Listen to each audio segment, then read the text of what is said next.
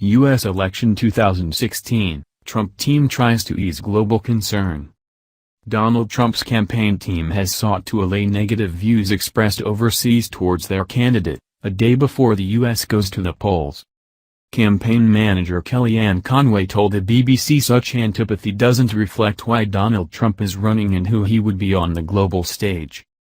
She also attacked Hillary Clinton's unremarkable to checkered record as Secretary of State. Both candidates are undertaking a blitz of campaigning in key states on Monday. The latest opinion poll, on Fox News on Monday, gave Mrs. Clinton a 4-point lead, double that of Friday. Latest from the final full day of campaigning. Mr. Trump has faced a barrage of criticism from some world figures during campaigning. French President Francois Hollande said the businessman made people want to retch. The UN High Commissioner for Human Rights described him as a danger internationally. Speaking to the BBC's Kellyanne Conway said negative attitudes overseas does bother me but defended Mr. Trump's America First stance. Mr. Trump does say America First and he means it, she said, spelling out the reasons: stopping the loss of American jobs overseas, making sure all partners, including NATO, pay their fair share and renegotiating trade deals that are bad for the U.S. What do Russians think of Trump? Donald Trump, The Canadian View. Clinton and Trump compared to world leaders. Europe hates Trump. Does it matter? Ms. Conway also responded to a jibe from President Barack Obama that Mr. Trump could not be trusted with U.S. nuclear codes.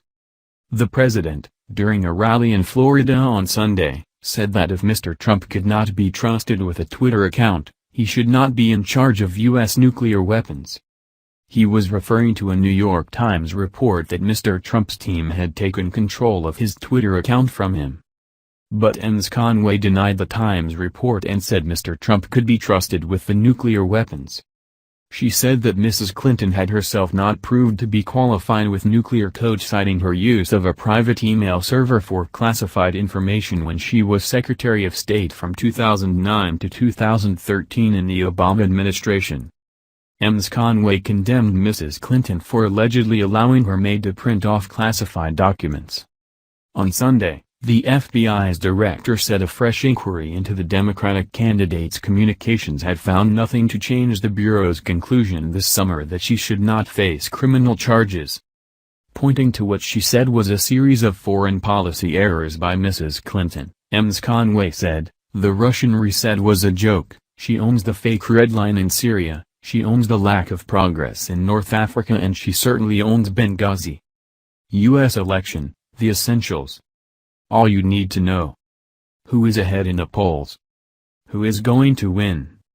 Full election coverage from the BBC. Asked why Mr. Trump had been referring to Brexit in recent times, she said he was talking about how the UK's Remain camp had seemed pretty robust in the final days before the referendum, but that the Leave team were able to turn out their supporters.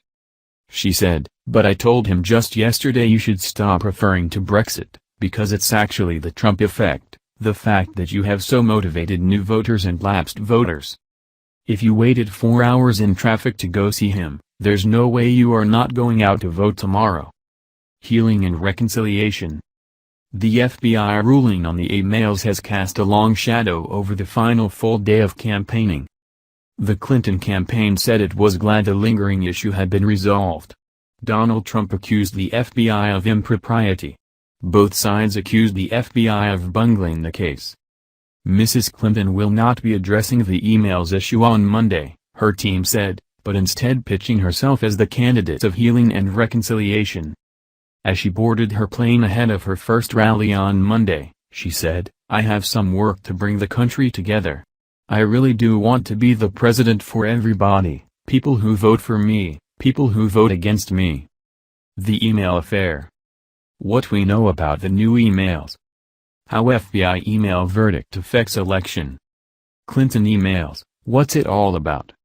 Mrs. Clinton is starting the day in Michigan, a traditional Rust Belt, Democratic stronghold that has been heavily targeted by Mr. Trump in recent days. She will then head to Philadelphia, where she will be joined by President Barack Obama, First Lady Michelle Obama, husband Bill Clinton, and Bruce Springsteen.